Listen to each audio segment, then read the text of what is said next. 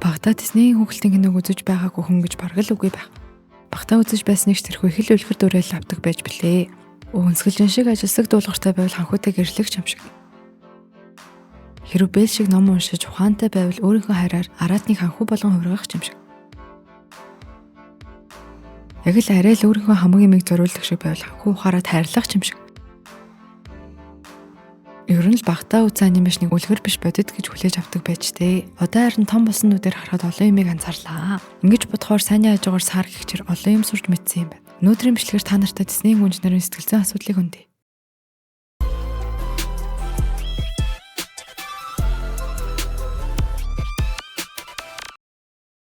Хамгийн ихний гүнжил үнсгэлж.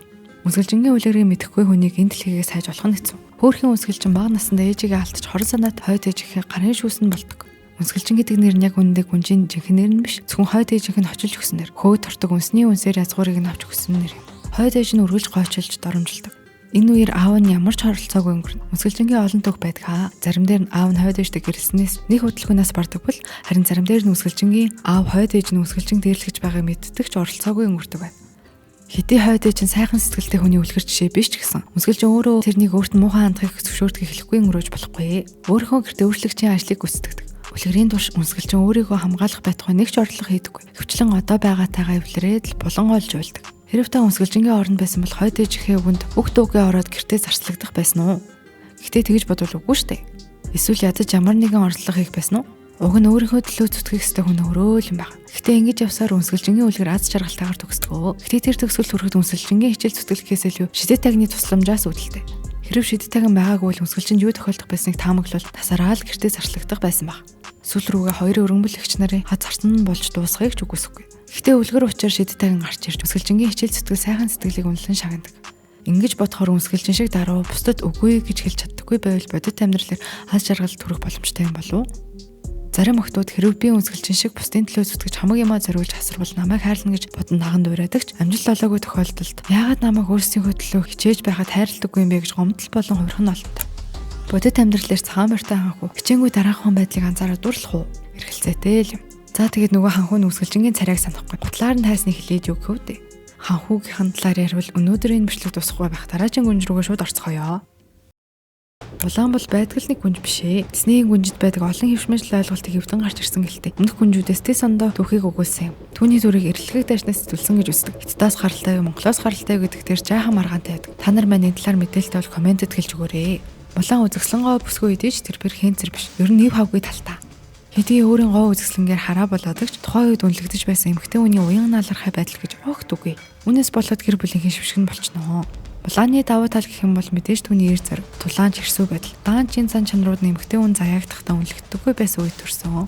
Улаан гэрээсээ оргон цэрэгт явсан нь өөрийгөө олох гэсэндээ биш харин гэр бүлийнхээ гутамшиг боснд харамссан нь илүү түлхэц болсон гэж харж болно. Үнэхээр цэргийн жанжин болох хүсэлтэд хөтлөгдөн явсан уу гэвэл үгүй. Тэр өөрийгөө гэрийнхээ шившиг боснд очснээсээ болоод цэрэгт төрөө халахлан явахаар шийдвэр гаргадаг.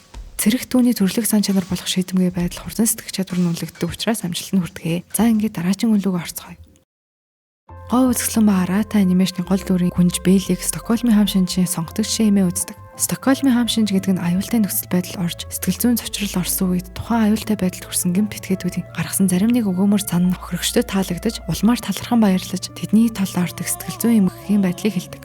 Бэл маань өөрийг нь цамхагт орсон Араатанд дурлсныг бүгдээрээ л үзсэн шүү дээ. Өөрийгөө үл хайхран хайртай хүнийхээ төлөө өөрийгөө золиослох авч олон хүүхдийн кинон дээр гардаг. Бэл маань ч гэсэн мангасыг өөрийн хайрын хүчээр өөрчилж чадна гэж итгэн эцэс сүлд нь мангас ханхуу болж хуурдаг.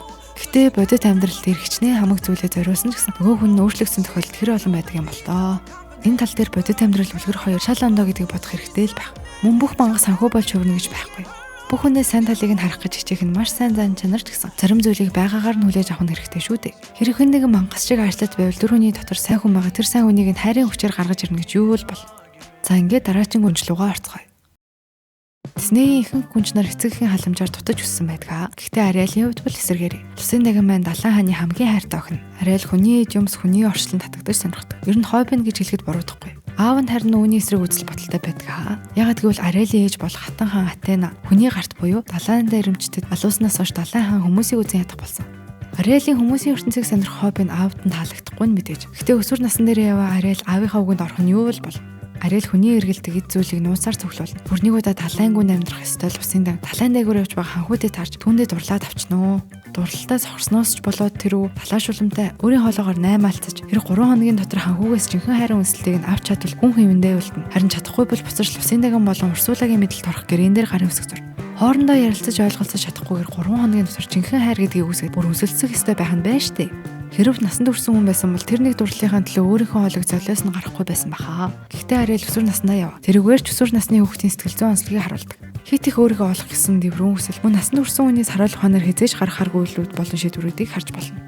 Disney анимашнууд нь дэлхийн хамгийн алдартай бүрэн хэмжээний бүтээлүүдэд зүйсээр тооцогддог. Хүүхдүүд үзэх үедээ дөрүүдийг амьд хүн гэж итгэж тэднээс үлгэр жишээ авах нь бишгүй. Хүүхэд харсан зан үйлээ даган дуурайх замаар суралцдаг нь тогтоогдсон байдаг. Хүүхэд ямар нэгэн сэтгэл зүйн асуудал мөн түүнд хандаж байгаа хариу үйлийг нүдээр үзэхдээ даган дуурайх боломжтой гэж бодохоор та нар маань ч гэсэн юу сурсан байж болохоо бодолцсон нэ зэ. Дараагийн бичлэгээр уулзтлаа баяртай. Саба тархаа мартваа.